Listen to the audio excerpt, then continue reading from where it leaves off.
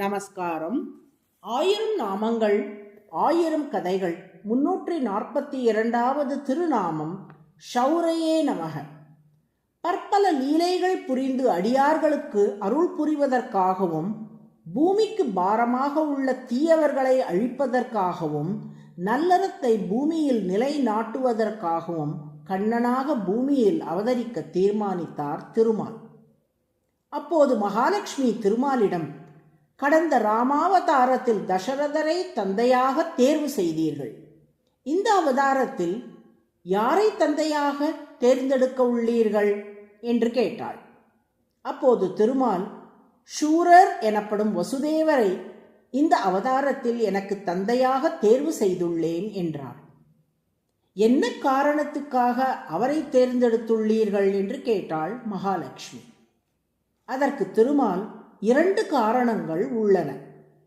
முதல் காரணம், வசுதேவர் யது குலத்தை சேர்ந்தவர், அதாவது யது மகாராஜாவின் வம்சத்தில் தோன்றியவர். அக்காலத்தில் யது மகாராஜா மிக சிறந்த தான பிரபுவாக திகழ்ந்தார் என்பதை நீ அறிவாய் அல்லவா என்றார் திருமால்.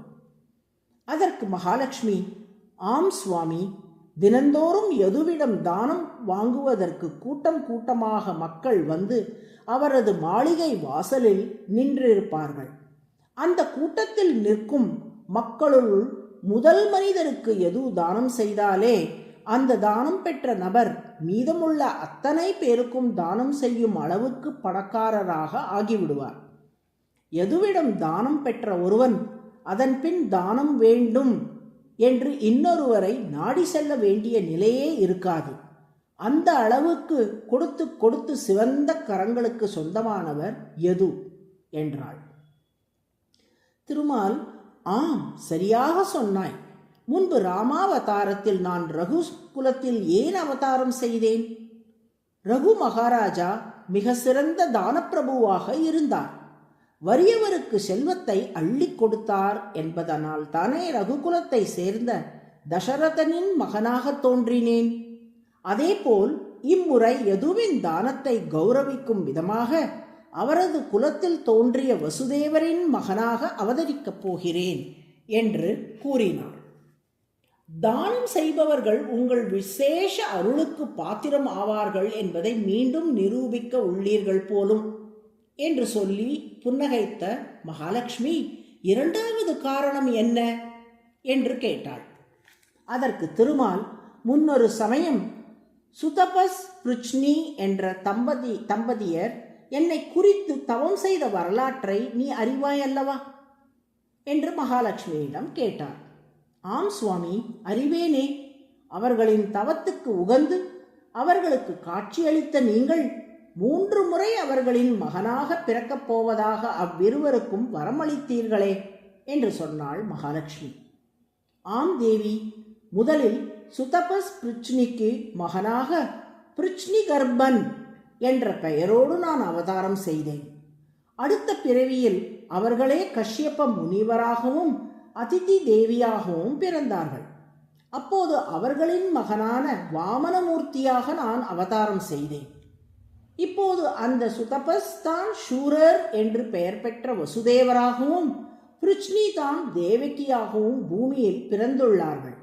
எனவே இப்போது அவர்களின் மகனாக 3வது முறையாக நான் அவதாரம் செய்து அவர்களுக்கு கொடுத்த வரத்தை முழுமையாக நிறைவேற்றப் போகிறேன் என்று கூறினார்.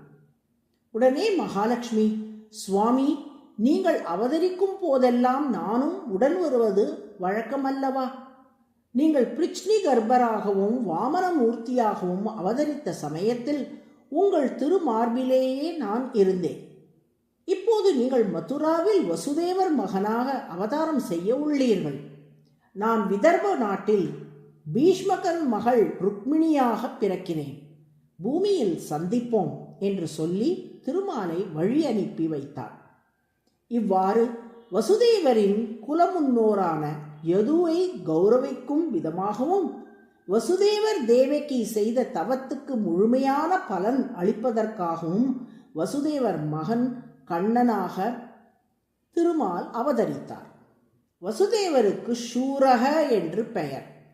சூரரின் மகனாக அவதரித்ததால் திருமால் ஷௌரிஹி என்று அழைக்கப்படுகிறார். ஷௌரிஹி என்றால் சூரரின் மகன்.